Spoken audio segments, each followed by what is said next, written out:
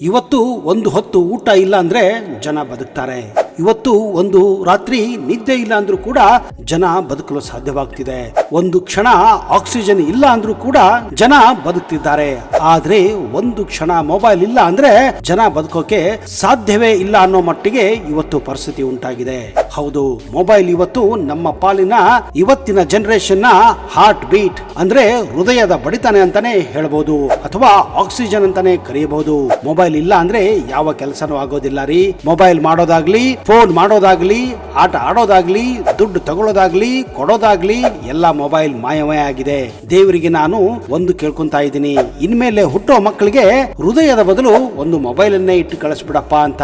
ಹೌದು, ನೀವೇನಂತೀರಾ ಅನ್ನೋದನ್ನ ದಯವಿಟ್ಟು ಕಮೆಂಟ್ ಬಾಕ್ಸ್ ಅಲ್ಲಿ ಹಾಕಿ. ಹೌದು ಸ್ನೇಹಿತರೆ, ಮೊಬೈಲ್ ಇವತ್ತು ನಮ್ಮ ಜೀವನದ ಮಹತ್ವದ ಅಂಗವಾಗಿ ಹೋಗಿದೆ. ಇಷ್ಟೊಂದು ಇಂಪಾರ್ಟೆಂಟ್ ಆಗಿರುವ ಈ ಮೊಬೈಲ್ ಅಥವಾ ಮೊಬೈಲ್ ಹುಟ್ಟಿದ್ದಾದ್ರೂ ಹೇಗೆ ಅನ್ನೋ ಮಾಹಿತಿ ಎಲ್ಲರಲ್ಲೂ ಕುತೂಹಲ ಕೆರಳಿಸುತ್ತೆ. ಆದ್ರೆ ಇವತ್ತಿನ ಎಷ್ಟೋ ಜನರೇಷನ್ಗೆ ಫೋನ್ ಹೇಗೆ ಹುಟ್ಟಿತ್ತು ಅನ್ನೋದು ಗೊತ್ತೇ ಇಲ್ಲ. ಇವತ್ತಿನ ಈ ವಿಡಿಯೋದಲ್ಲಿ ನಿಮಗೆ ಫೋನ್ ಹೇಗೆ ಹುಟ್ಟಿತ್ತು, ಮೊಬೈಲ್ ಬಳಕೆ ಯಾವಾಗಿಂದ ಆರಂಭವಾಗಿತ್ತು, ಇದನ್ನ ಸಂಶೋಧನೆ ಮಾಡಿದ್ದು ಯಾರು, ಈ ಎಲ್ಲ ಕುತೂಹಲಕರ ಮಾಹಿತಿಯನ್ನ ಕೊಡ್ತಾ ಇದ್ದೀನಿ. ಮುಂದಿನ 8 ನಿಮಿಷ ನೀವು ಮಿಸ್ ಮಾಡದೆ ನೀವು ಬಳಸುತ್ತಿರುವ ಮೊಬೈಲ್ ನನ್ನ ನೋಡಿ ನಿಮ್ಮ ಮೊಬೈಲ್ ಹುಟ್ಟಿದ್ದು ಹೇಗೆ ಅನ್ನೋದನ್ನ ನೀವು ತಿಳಿದುಕೊಳ್ಳಬಹುದು. ಅಂದ ಹಾಗೆ ಮೊಟ್ಟ ಮೊಬೈಲ್ ಟೆಲಿಫೋನ್ ಕಂಡು ಹಿಡಿದಿದ್ದು 1876 ಮಾರ್ಚ್ 10ನೇ ತಾರೀಕು. ಅದುವೇ ಅಲೆಕ್ಸಾಂಡರ್ ಗ್ರಹಾಂ ಬೆಲ್. ನೀವು ಶಾಲೆಗಳಲ್ಲಿ, ಕಾಲೇಜುಗಳಲ್ಲಿ ಇದರ ಬಗ್ಗೆ ಓದಿರಬಹುದು. ಓದಿಲ್ಲ ಅಂದ್ರೆ ಈ ವಿಡಿಯೋದಲ್ಲಿ ನೀವು ಈ ಮೂಲಕ ತಿಳಿದುಕೊಳ್ಳಬಹುದು.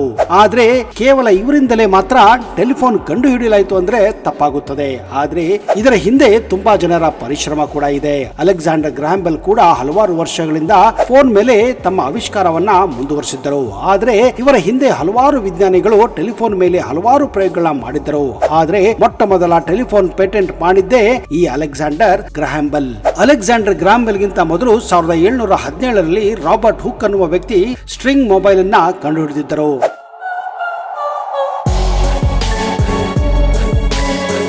ಅಷ್ಟೇ ಅಲ್ಲದೆ 1816ರಲ್ಲಿ ಫ್ರೆಂಡ್ಸ್ ರೊನಾಲ್ಡ್ಸ್ ಅನ್ನುವ ವ್ಯಕ್ತಿ ಮೊಟ್ಟ ಮೊದಲ ಟೆಲಿಗ್ರಾಮ್ ನ ಆವಿಷ್ಕಾರ ಕೂಡ ಮಾಡಿದ್ದರು.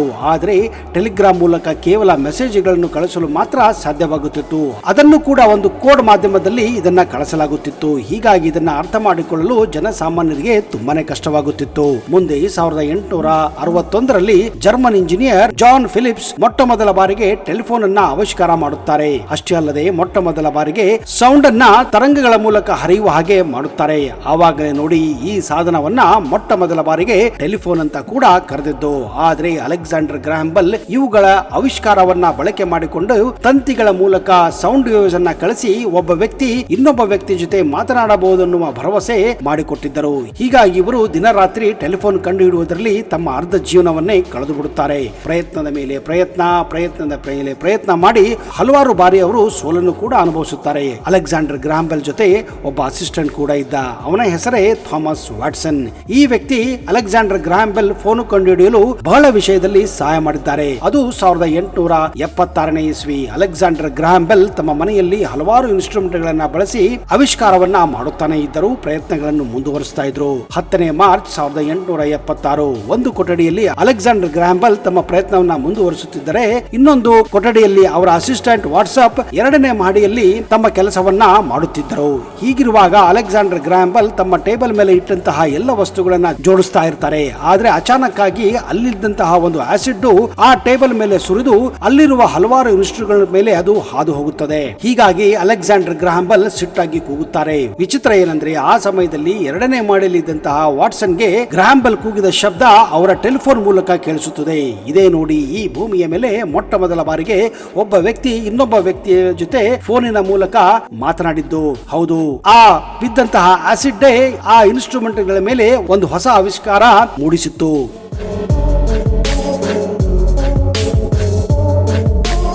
ಇದೇ ನೋಡಿ ಫೋನಿನ ಇತಿಹಾಸದಲ್ಲಿ ಒಂದು ಐತಿಹಾಸಿಕ ದಿನ. ಈ ರೀತಿ ಈ ಸಾಧನಗಳನ್ನೆಲ್ಲ ಬಳಸಿ ಟೆಲಿಫೋನ್ ಅನ್ನ ಮೊಟ್ಟ ಮೊದಲ ಬಾರಿಗೆ ಕಂಡುಹಿಡಿಯಲಾಗಿತ್ತು. ಇನ್ನಷ್ಟು ಈ ವಿಚಾರದಲ್ಲಿ ಹೆಚ್ಚಿನ ಸಂಶೋಧನೆಯನ್ನು ಮಾಡಿ ಮೊಟ್ಟ ಮೊದಲ ಬಾರಿಗೆ ಅಲೆಕ್ಸಾಂಡರ್ ಗ್ರಹಾಂ ಬೆಲ್ ಮತ್ತು ಅವರ ಅಸಿಸ್ಟೆಂಟ್ ವಾಟ್ಸನ್ ಒಬ್ಬರಿಗೊಬ್ಬರು ಮಾತನಾಡಿದ್ದರು. ಇದಾದ ನಂತರ 1877ರಲ್ಲಿ ಅಲೆಕ್ಸಾಂಡರ್ ಗ್ರಹಾಂ ಬೆಲ್ ತಮ್ಮದೇ ಆದಂತಹ ಒಂದು ಕಂಪನಿಯನ್ನ ಪ್ರಾರಂಭಿಸುತ್ತಾರೆ. ಆ ಕಂಪನಿ ಈಗಲೂ ಕೂಡ ನೀವು ಅಮೆರಿಕದಲ್ಲಿ ಕಾಣಬಹುದು. ಅದುವೇ AT&T ಅಂತ. ಅಂದ ಹಾಗೆ ಅತ್ಯಂತ ದೂರದ ಟೆಲಿಫೋನ್ ಸಂಭಾಷಣೆ ನಡೆದಿದ್ದು 1915 ಜನವರಿ 15ನೇ ತಾರೀಕು. ಅದು ಕೂಡ ಅಮೆರಿಕದ ಪೂರ್ವ ಭಾಗವಾದ ನ್ಯೂಯಾರ್ಕ್ ನಗರದಿಂದ ಅಮೆರಿಕದ ಇನ್ನೊಂದು ಪಶ್ಚಿಮ ಭಾಗವಾದಂತಹ ಸ್ಯಾನ್ ಫ್ರಾನ್ಸಿಸ್ಕೋಗಳ ಮಧ್ಯೆ ನಡೆದಿತ್ತು. ಇದು ಕೂಡ ಸಂಭಾಷಣೆ ನಡೆದಿದ್ದು ಅಲೆಕ್ಸಾಂಡರ್ ಗ್ರಾಹಂ ಬೆಲ್ ಮತ್ತು ಅವನ ಅಸಿಸ್ಟೆಂಟ್ ವಾಟ್ಸನ್ ಜೊತೆ. ಅಂದ ಹಾಗೆ ನಾವು ಇವತ್ತು ಫೋನಿನಲ್ಲಿ ಮಾತನಾಡುವಾಗ ಮೊದಲಿಗೆ ಹೇಳುವುದೇ ಹಲೋ. ಅಷ್ಟಕ್ಕೂ ಈ ಪದವನ್ನೇ ಯಾಕೆ ಬಳಸುತ್ತಾರೆ ಅನ್ನುವ ಮಾಹಿತಿ ನಿಮಗೆ ಗೊತ್ತಿದೆಯಾ ಸ್ನೇಹಿತರೆ? ಹ್ಯಾಲೋ, HALLO, ಹ್ಯಾಲೋ ಅಂದ್ರೆ ಜರ್ಮನ್ ಭಾಷೆಯಲ್ಲಿ ಹೇಗಿದ್ಯಾ ಅಂತ ಅರ್ಥ. ಇದನ್ನೇ ಇಂಗ್ಲಿಷ್ ನಲ್ಲಿ ಫೋನ್ ಅನ್ನ ಎತ್ತಿದಾಗ ಮೊದಲ ಬಾರಿಗೆ ಬಳಸಲು ಪ್ರಾರಂಭ ಮಾಡಿಸುತ್ತಾರೆ. ಹೀಗೆ ಹಲೋ ಅನ್ನೋ ಪದವು ಫೋನಿನ ಜೊತೆ ಮಿಲನವಾಗುತ್ತದೆ.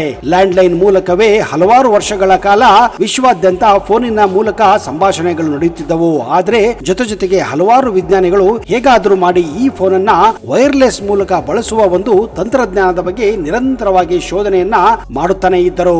1940ರ ದಶಕ ಬರುತ್ತಿದ್ದ ಹಾಗೆ ಅಮೆರಿಕದಲ್ಲಿ ಟೆಲಿಫೋನ್ ತಂತಿಗಳು ಪಟ್ಟಣಗಳ ತುಂಬೆಲ್ಲ ತುಂಬಿಕೊಂಡು ಹೋಗಿದ್ದವು. ಹೀಗಾಗಿ ಹೇಗಾದ್ರೂ ಮಾಡಿ ಈ ಟೆಲಿಫೋನ್ ತಂತಿಗಳು ಇಲ್ಲದೆ ಫೋನುಗಳನ್ನ ಹೇಗೆ ಬಳಸಬಹುದು ಅನ್ನೋ ವಿಚಾರ ಹಲವಾರು ವಿಜ್ಞಾನಿಗಳಲ್ಲಿ ಓಡಾಡಲು ಪ್ರಾರಂಭಿಸುತ್ತದೆ. ಅದು 1947 ಅಮೆರಿಕದಲ್ಲಿದ್ದ ನೋಕಿಯಾ ಕಂಪನಿಯ ಸಬ್ಸಿಡಿ ಕಂಪನಿ ಬೆಲ್ ಲ್ಯಾಬ್ಸ್ ಮೊಟ್ಟ ಮೊದಲ ಬಾರಿಗೆ ಟೆಲಿಫೋನ್ ಅನ್ನ ವೈರ್ಗಳನ್ನ ಬಳಸದೆ ಒಂದು ವಿಧಾನವನ್ನ ಕಂಡುಹಿಡಿಯುತ್ತದೆ. ಅದೇನೆಂದ್ರೆ ಟೆಲಿಫೋನ್ ಡಿವೈಸ್ ಅನ್ನ ಕಾರಿನಲ್ಲಿ ಇಟ್ಟು ಟೆಲಿಫೋನ್ ಟವರ್ಸ್ ಗಳ ಮೂಲಕ ಇನ್ನೊಂದು ಕಾರಿನಲ್ಲಿದ್ದ ಟೆಲಿಫೋನ್ ಡಿವೈಸ್ ನೊಂದಿಗೆ ಮಾತನಾಡುವ ವ್ಯವಸ್ಥೆ ಇದಾಗಿತ್ತು. ಇದನ್ನ ಆ ಸಮಯದಲ್ಲಿ ಕಾರ್ ಫೋನ್ ಅಂತಾನೆ ಕರೆಯುತ್ತಿದ್ದರು.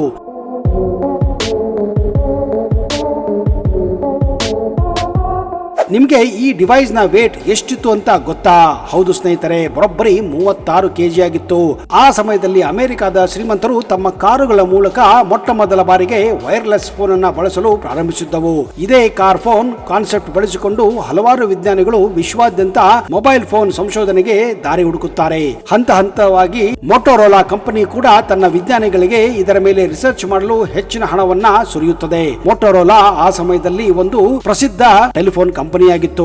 ಅದು 1972 ಮೋಟೋರೋಲಾದ ಒಬ್ಬ ಪ್ರಸಿದ್ಧ ಇಂಜಿನಿಯರ್ ಮಾರ್ಟಿನ್ ಕೂಪರ್ ಒಂದು ದೊಡ್ಡ ಆವಿಷ್ಕಾರವನ್ನೇ ಮಾಡಿಬಿಡುತ್ತಾರೆ. ಹೌದು, ಮಾರ್ಟಿನ್ ಕೂಪರ್ ಹಾಗೂ ಅವರ ತಂಡ ಸರಿಸುಮಾರು 3 ರಿಂದ 4 ವರ್ಷಗಳ ಕಾಲ ಕೆಲಸ ಮಾಡಿ ಒಂದು ಮೊಬೈಲ್ ಪ್ರೋಟೋಟೈಪ್ ಅನ್ನ ಕಂಡುಹಿಡಿಯುತ್ತಾರೆ. ಅದರ ಹೆಸರೇ ಡೈನಾಟ್ಯಾಕ್. ಇದರ ಭಾರ ಸರಿಸುಮಾರು 1.5 kg ಆಗಿತ್ತು. ಮುಂದೆ 1973ರಲ್ಲಿ ಮಾರ್ಟಿನ್ ಕೂಪರ್ ಈ ಮೊಬೈಲ್ ಅನ್ನ ತೆಗೆದುಕೊಂಡು ನ್ಯೂಯಾರ್ಕ್ ನ ಟೈಮ್ ಸ್ಕ್ವೇರ್ ನ ಜಾಗದಲ್ಲಿ ಮೊಟ್ಟ ಮೊದಲ ಬಾರಿಗೆ ಈ ಮೊಬೈಲ್ ಅನ್ನ ಬಳಸಲು ಪ್ರಾರಂಭಿಸುತ್ತಾರೆ. ಅವರ ಕೈಲಿದ್ದ 1 kg ಮೊಬೈಲ್ ಅನ್ನ ಕಂಡು ಅಕ್ಕಪಕ್ಕದ ಜನ ನಿಜಕ್ಕೂ ಆಶ್ಚರ್ಯಪಟ್ಟಿದ್ದರು. ಮಾರ್ಟಿನ್ ಕೂಪರ್ ಮೊಟ್ಟ ಮೊದಲ ಬಾರಿಗೆ ಈ ಮೊಬೈಲ್ ಅನ್ನ ಬಳಸಿ ಅವರ ಕಾಂಪಿಟೇಟರ್ ಆದಂತಹ ಇನ್ನೊಬ್ಬ ವಿಜ್ಞಾನಿ ಜೋಯೆಲ್ ಆಂಗಲ್ ಗೆ ಫೋನ್ ಮಾಡುತ್ತಾರೆ. ಹೌದು, ಹೀಗೆ ಮೊಟ್ಟ ಮೊದಲ ಮೊಬೈಲ್ ಕಂಡು ಹಿಡಿದಿದ್ದೇ ಮಾರ್ಟಿನ್ ಕೂಪರ್ ಗೆ ಈ ಒಂದು ಶ್ರೇಯಸ್ಸು ಹೋಗುತ್ತದೆ. ಆದ್ರೆ ವಿಚಿತ್ರ ಏನಂದ್ರೆ ಈ ಫೋನ್ ಅನ್ನ ಮಾರ್ಕೆಟ್ ಗೆ ತರಲು ಸರಿಸುಮಾರು 10 ವರ್ಷಗಳೇ ಬೇಕಾಗುತ್ತದೆ. ಹಾಗೂ ಇದರ ಮೇಲೆ ಮಾಡಿದಂತ ಇನ್ವೆಸ್ಟ್ಮೆಂಟ್ ಕೂಡ ಬರೋಬ್ಬರಿ 800 ಕೋಟಿ ದಾಟಿ ಹೋಗಿತ್ತು. ಆದರೂ ಮೊಟೋರೋಲಾದ ಡೈನಾಟ್ಯಾಕ್ ಮೊಬೈಲ್ ಶ್ರೀಮಂತರಲ್ಲಿ ಅತಿ ಹೆಚ್ಚು ಪಾಪ್ಯುಲರ್ ಆಗಿ ಹೋಗಿತ್ತು. ಮಾರ್ಕೆಟ್ ನಲ್ಲಿ ಲಾಂಚ್ ಆಗುತ್ತಿದ್ದ ಹಾಗೆ ಕೆಲವು ವಾರಗಳಲ್ಲಿ ಈ ಮೊಬೈಲ್ ಸಂಪೂರ್ಣವಾಗಿ ವ್ಯಾಪಾರವಾಗಿ ಹೋಗಿತ್ತು. ಅಷ್ಟೇ ಅಲ್ಲದೆ ಭಾರಿ ಬೇಡಿಕೆಯನ್ನು ಕೂಡ ಸೃಷ್ಟಿಸಿತ್ತು. ಆದರೆ ವಿಚಿತ್ರ ಏನಂದ್ರೆ ಈ ಮೊಬೈಲ್ ಅನ್ನ ಚಾರ್ಜ್ ಮಾಡಲು ಕನಿಷ್ಠ ಪಕ್ಷ 10 ಗಂಟೆಗಳ ಕಾಲ ಬೇಕಾಗಿತ್ತು. ಅಷ್ಟೇ ಅಲ್ಲದೆ ಒಂದು ಸಾರಿ ಚಾರ್ಜ್ ಮಾಡಿದರೆ ಕೇವಲ 35 ನಿಮಿಷ ಮಾತ್ರ ಮಾತನಾಡಬಹುದಾಗಿತ್ತು. ಆದ್ರೆ ಮೊಬೈಲ್ ಕ್ರಾಂತಿಯನ್ನು ತಂದಿದ್ದೇ ಈ ಮೊಬೈಲ್ ಅಂದ್ರೆ ತಪ್ಪಾಗಲಾರದು. ಮಾರ್ಟಿನ್ ಕೂಪರ್ ಕಂಡು ಹಿಡಿದ ಈ ಮೊಬೈಲ್ ತಂತ್ರಜ್ಞಾನ ಇಡೀ ವಿಶ್ವಾದ್ಯಂತ ದೇಶ ವಿದೇಶಗಳಲ್ಲಿ ವಿಜ್ಞಾನಿಗಳು ಬೇರೆ ಬೇರೆ ಆವಿಷ್ಕಾರವನ್ನ ಮಾಡಲು ಮುಂದಾಗುತ್ತಾರೆ. ಇದಾದ ನಂತರ ಹಲವಾರು ಕಂಪನಿಗಳು ಮೊಬೈಲ್ ಅನ್ನ ತಯಾರಿಸಲು ಮುಂದಾಗುತ್ತವೆ.